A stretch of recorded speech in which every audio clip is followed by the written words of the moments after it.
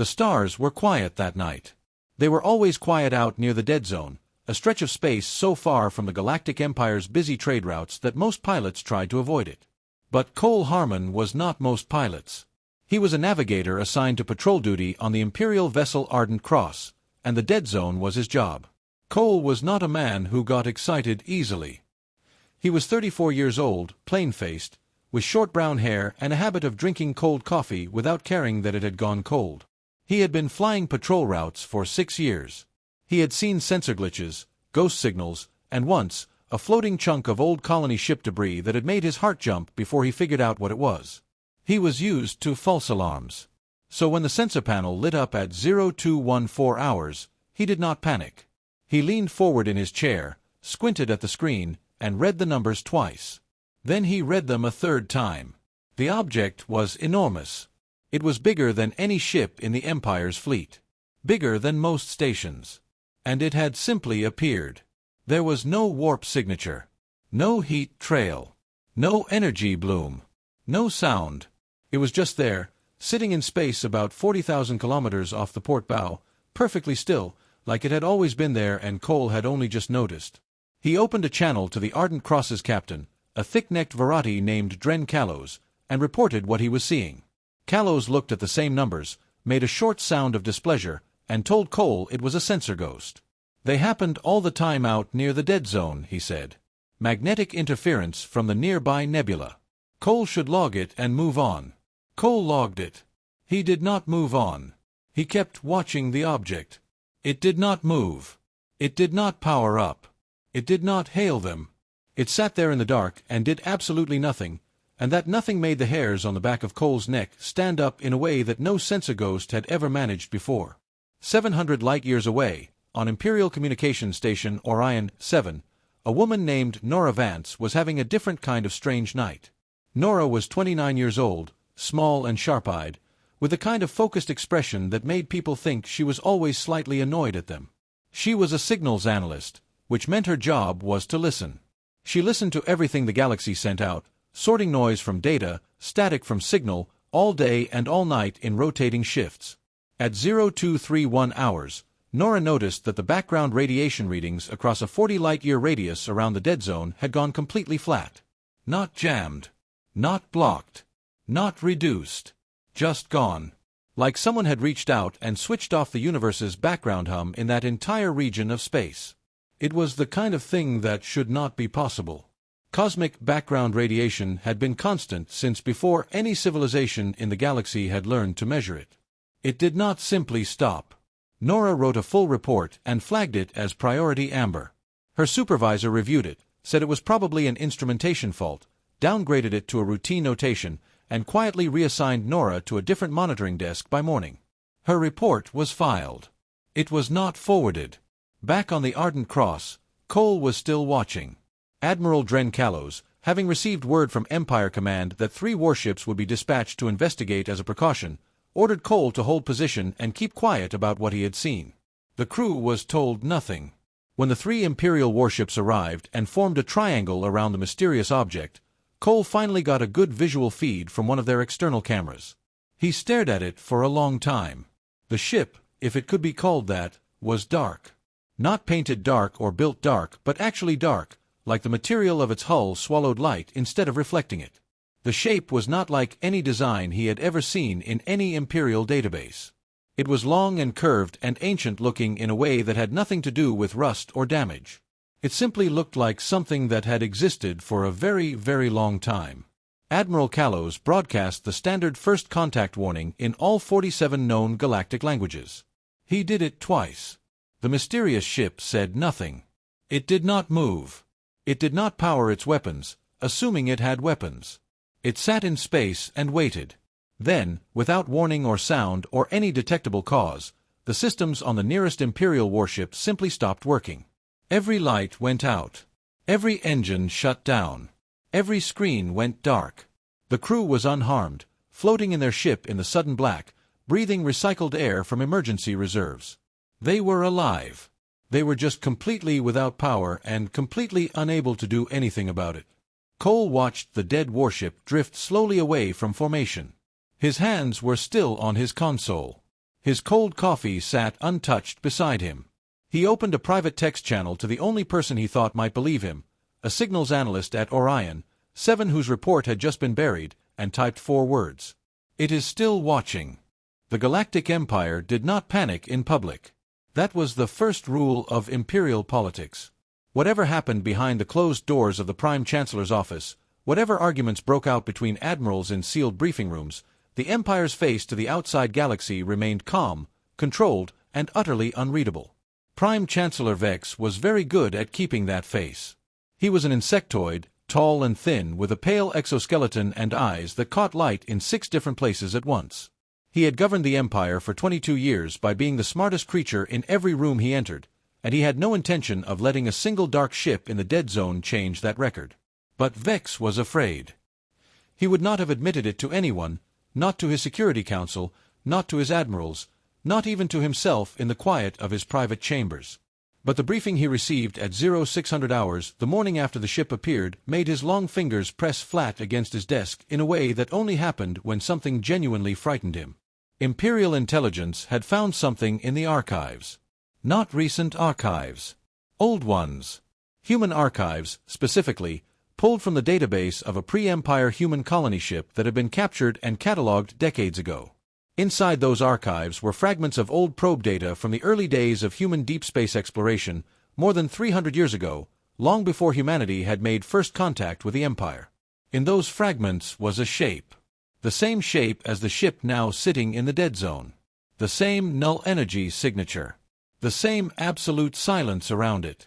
A human probe had passed within 200,000 kilometers of that ship 3 centuries ago and recorded everything it could before losing contact.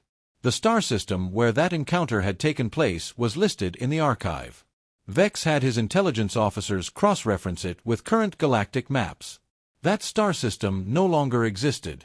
Vex gave 2 orders before breakfast. The first was to locate a human scholar named Leon Marsh, a dissident who had spent 15 years studying pre-Empire human probe archives from a border colony where the Empire had been content to let him live quietly and be forgotten. The second order was to not tell the Galactic Senate anything. Leon Marsh was 51 years old, thin, with gray at his temples and the kind of permanent tiredness in his eyes that came from spending too many years being right about things no one wanted to hear.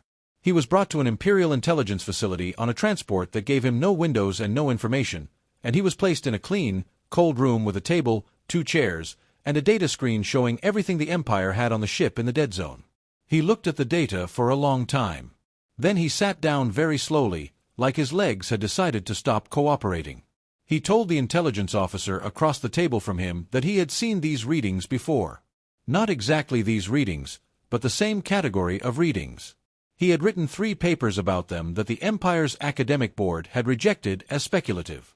He had a theory, he said. He had always had a theory. He had just never had proof until now. He was not given time to explain the theory fully. He was told only what was needed.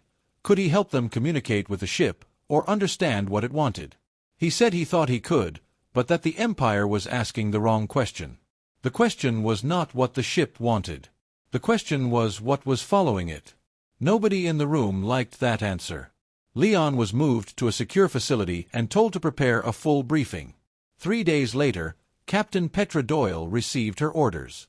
Petra was 42, former Rapid Response Fleet. With short red hair she kept tucked behind her ears and a bluntness that had made her both effective and unpopular with Imperial command over the years. She was told she would lead a small human crew aboard a contact vessel called the Concordance to approach the mysterious ship and attempt communication. She was told that the Empire was specifically choosing humans for this mission because human adaptability in first contact scenarios had historically produced results that other species could not replicate. She was told it was an honor. She accepted the mission. She had questions, but she asked only the practical ones, the kind with answers she could actually use. What she was not told was what Leon Marsh had found in the archives about the missing star system.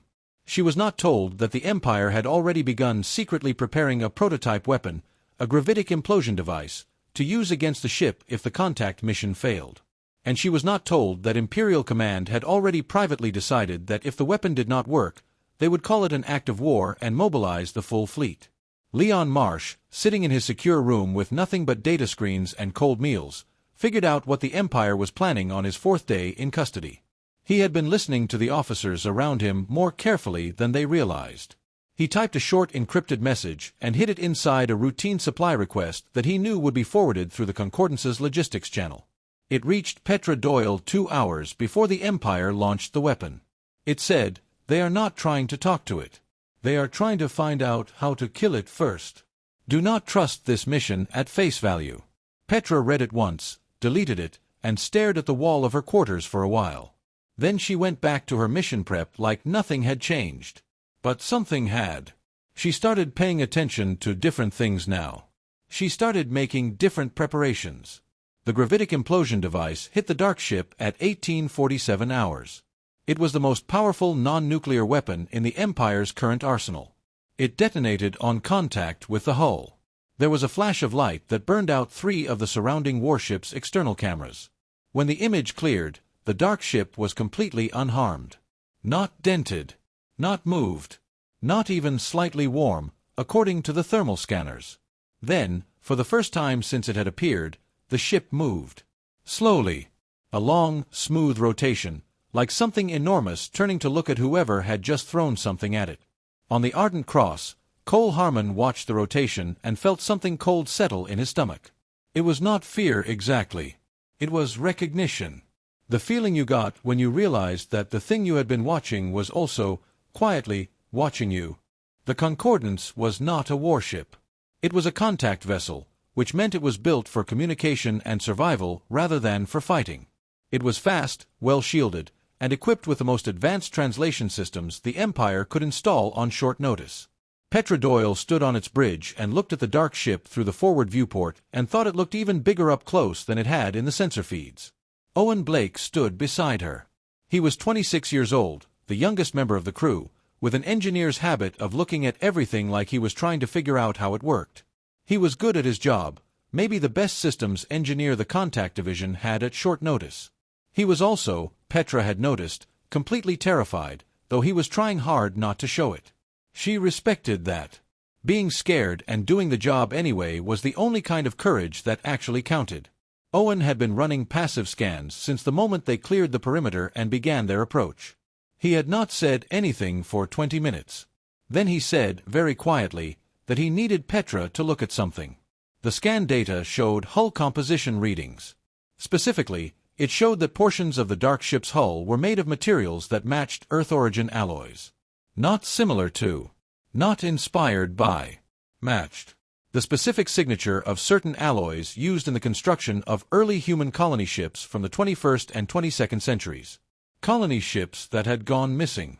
Several of them, lost in the years before humanity had ever made contact with the Empire, when human deep space exploration was young and the galaxy was still mostly unknown territory.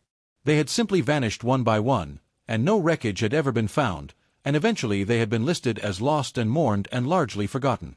Petra looked at the data for a long time. She did not say anything either. Then the ship began to broadcast. It was a narrow-beam signal aimed directly at the Concordance. The communication system flagged it immediately, and the translation array began working on it. The voice that came through was calm and clear, with a strange cadence to it, formal in a way that felt old rather than foreign. It was speaking English. Not modern standard English. Something older. Pre-Empire. The kind of dialect recorded in archives but not spoken anywhere in living memory. The crew called the voice Seraph, because it seemed to come from everywhere at once and from nowhere in particular, and because none of them could think of a better name for something that spoke in a dead language with perfect patience. Seraph said, "You found us. We have been waiting for the ones who would not fire first." Petra answered. She spoke slowly and clearly, identifying herself and the Concordance and the Empire, saying they had come in peace and wanted to understand. Leon Marsh, patched into the channel remotely from his secure facility, helped with the older dialect, filling in words and phrases that the translation array flagged as uncertain. Seraph listened. Then Seraph spoke again, longer this time. The ship was called the Origin Arkansas. It had been built not by any government or empire but by a group of early human colonists who had made a different choice. Instead of settling a planet and building a civilization, they had chosen to go further. Past the charted systems. Past the edge of known space. past everything the galaxy considered its boundary. They had wanted to see what was out there beyond the rim. They had found something. Seraph did not describe it in detail yet, only said that it was vast and old and that encountering it had changed the people on the Ark, and changed the ship itself, and changed what they understood about the universe. They had spent 200 years out beyond the rim, learning, building, becoming something that was still human but also more than what they had been when they left. They had come back because something was following them home. Petra felt the weight of that sentence settle over the bridge like a physical thing. She heard Owen stop typing behind her. She asked what was following them. Seraph said, "Not yet. First you need to know we are not your enemy. We came without weapons ready. We came broadcasting the frequency that keeps it away. We came to help. But the Empire attacked us." On the bridge, every person present was quiet for a moment. Petra thought about the gravitic implosion device. She thought about Leon's warning. She thought about how the Empire had put her out here with a white flag and a translation system without telling her the full truth. She asked how many people were on the Origin Ark. Seraph paused, then said, "We do not count ourselves that way anymore. But there are many of us. We are all that is left of the ones who left. And we have been carrying the defense for a long time. We are tired."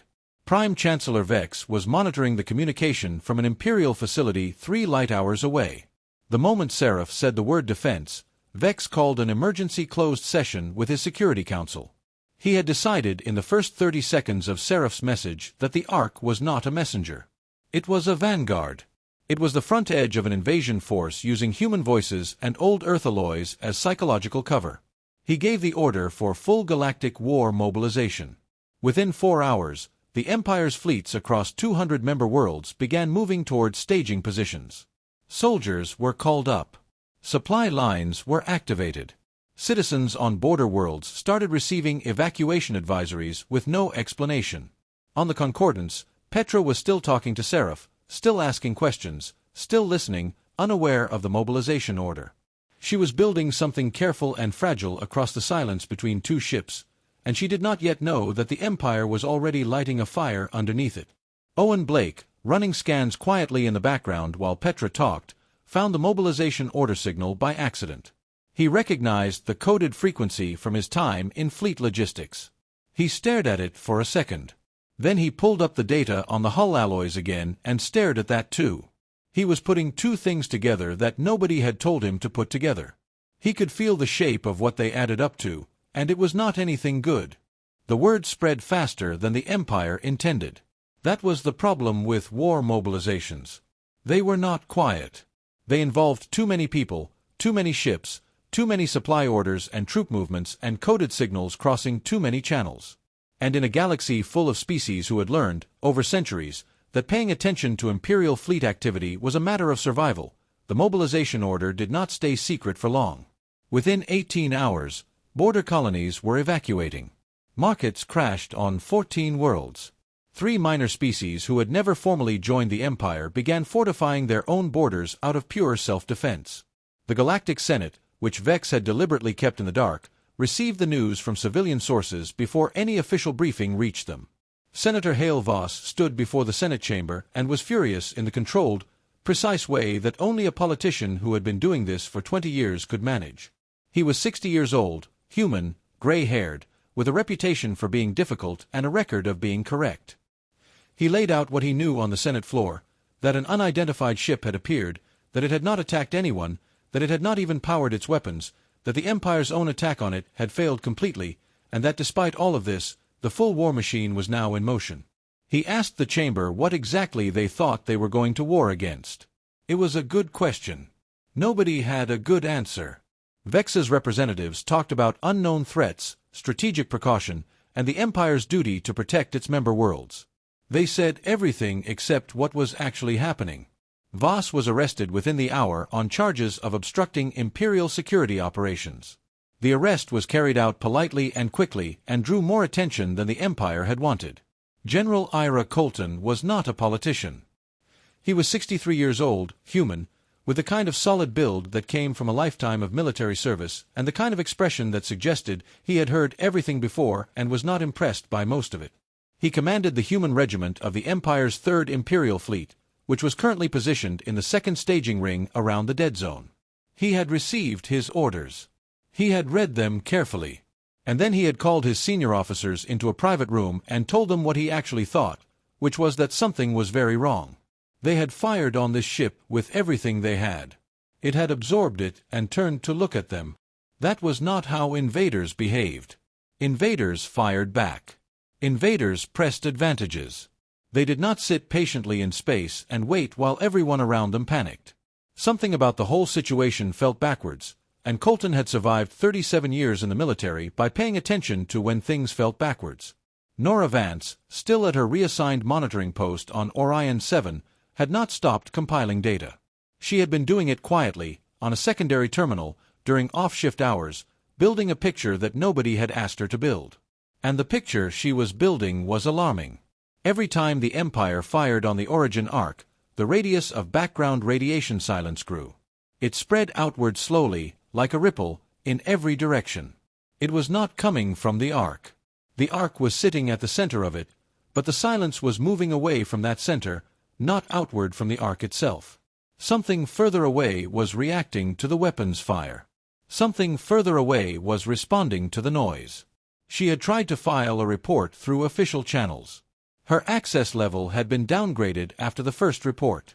She tried a different channel. It was blocked. She tried a third.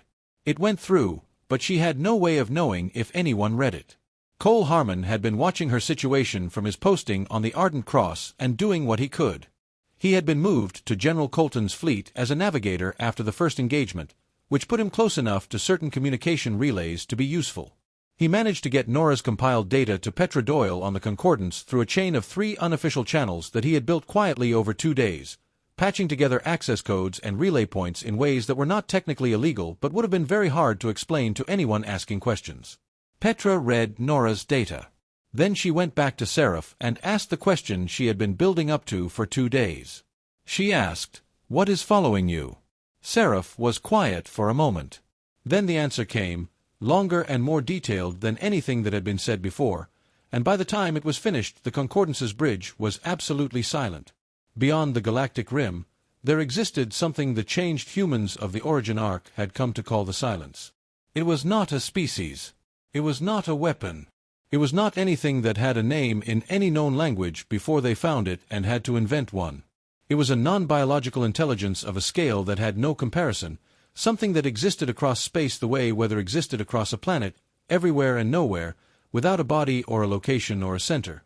It did not destroy. It did not kill. It reached minds, and when it reached them, it removed knowing. Gently and completely. Every memory. Every identity. Every connection to every person ever loved or known. Every understanding of every learned thing.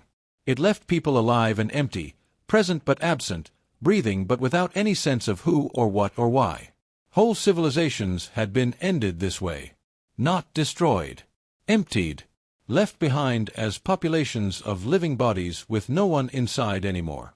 The origin arc had spent 200 years beyond the rim learning about the silence and building a defense against it. A specific broadcast frequency that interrupted the silence's reach. It worked. They had tested it. But the frequency had to be broadcast from the galactic core to cover the whole galaxy. They had come back to do that. They had come back to save everyone. And the Empire had spent the last 4 days shooting at them. General Colton, receiving a summary of the communication through Cole's unofficial channel, sat very still in his command chair for a while. Then he called his senior officers back in and told them they were withdrawing from offensive positions. He was placing his regiment between the Empire warships and the origin arc. He sent a formal message to Empire Command informing them of his decision and his reasons. He did not ask for permission. He knew he was not going to get it. Across the staging ring, other human regiment commanders were receiving the same summary. Some of them were doing the same math that Colton had done. Some of them were not. The ones who were began, quietly, to stop following their orders. Petra Doyle made her decision at 0340 hours, sitting alone on the Concordance's bridge with the lights turned down and a cold cup of tea in her hand. She had been sitting there for 2 hours, thinking it through from every angle she could find. She had looked for a version of events where she did the safe thing, followed her orders, trusted the Empire to figure it out. She had not been able to make that version work. She opened the Concordance's communications array to its widest possible broadcast setting. She set it to transmit on every open channel simultaneously, unencrypted, in standard galactic common language. Then she recorded a message that ran for 14 minutes, covering everything. Seraph's words. The silence. The defense frequency. What the origin arc had come to do. What the Empire had been doing instead. Everything she knew, laid out plainly for anyone who could hear it. Then she broadcast it. The signal went out to every human majority colony in the Empire's territory. It went to every human regiment in every Imperial fleet. It went to the Galactic Senate's open channel, which was still technically active despite Hale Voss's arrest. It went to independent stations and civilian freighters and border world monitoring posts. It went everywhere that signals went, because Petra had put it on every frequency she had access to and let it run. The reaction was not instant, but it was fast. On human colony worlds, people stopped what they were doing and listened. On fleet ships, crews gathered around speaker systems and heard what their captain had been told and what the Empire had chosen not to pass on. On military vessels throughout the staging ring, human officers looked at each other across their bridges and had very short, very quiet conversations that ended with ships changing their positions. Senator Hale Voss, sitting in a comfortable but locked room in an Imperial holding facility, received Petra's broadcast through a small personal communicator that a sympathetic guard had left within reach. He listened to all 14 minutes. Then he asked the same guard to help him get to a different kind of transmitter. The guard, who had a family on a border colony world that was currently evacuating, decided to help. Voss did not have access to the Senate floor anymore.